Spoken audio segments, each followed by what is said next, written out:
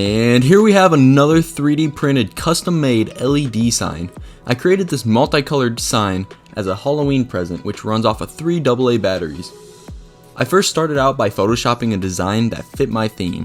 Since my theme was Halloween, I thought it would be a good idea to carve a sheet of plexiglass into a pumpkin and add bats. The sheet of plexiglass is 3mm thick, however, I've used as thin as 3/4 of a millimeter thick. You can find these sheets at your local hardware store or even Amazon. Before carving, I printed my newly created image and taped it to the back of the plexiglass, then proceeded to cut. After cutting to the shape, I had to etch out the design using a Dremel. Any type of rotary tool will work as long as it carves into the plexiglass quickly. I was able to smooth the sharp, jagged edges using a sandpaper attachment for the Dremel after it was cut. This helped remove any clumps and was an easy way to further shapen the pumpkin.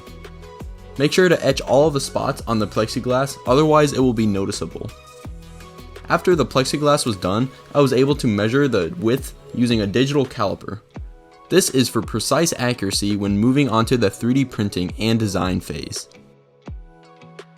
For the 3D printing phase, I had to develop a container to hold all of my components. For my first version, I didn't think about combining all of the containers together, and I ended up with a box and a lid to hold the batteries, a compartment for the ATtiny85, and another piece on top to hold the plexiglass sign and to hide the LEDs.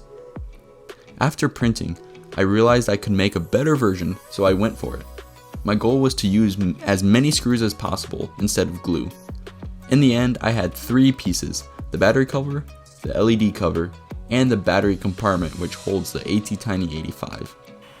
In total, this took around 7 hours to print and cost less than $2 for the filament. You can follow the wiring diagram on my website neha.com.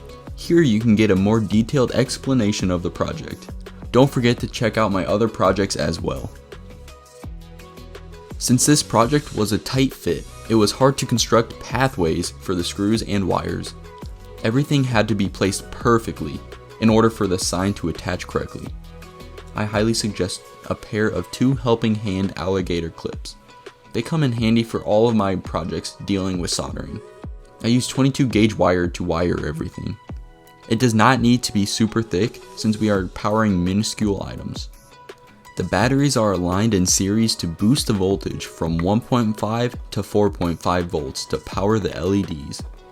The positive is connected to one side of the 1 amp switch, and the middle is ran to the ATtiny and the LED strip.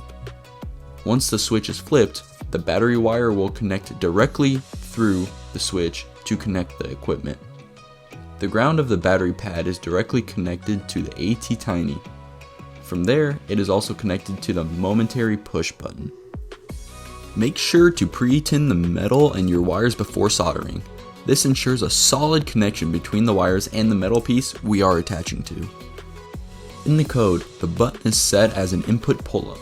When the ground is connected to pin 0 on the ATtiny, the LEDs will switch to the next state. The first 7 states display solid colors, then afterward, it will display 6 different animations. My goal was to add a variety of colors mixed with animations. After everything was all wired up, I wanted to secure each connection with hot glue. This way no wires became disconnected from the ATtiny or the LEDs, and I could hold the switch and button in place after the user touches it. Finally, I was able to screw in one side of the top and glue the other side to hold the LED strip in place and to keep the plexiglass sign upright. I then screwed on the battery lid and it was time to test. Overall, this project is a quick yet beautiful project to develop for beginners to even people who are more advanced with electronics. I highly suggest for everyone to create their own design and to make it personalized. The batteries should last more than 10 hours when they are full white, which draws the most power from the batteries. In my own experience, I have yet to change any batteries. I hope you all enjoyed this project. Let me know if you have any comments or questions about this. You can find all of the 3D models, code, and wiring diagrams on my website neha.com. Don't forget to leave a like and subscribe for more. My channel focuses on software development and making projects come to life. This was my 4th attempt at creating LED signs. You can check out my past ones on my website as well. Thanks for watching.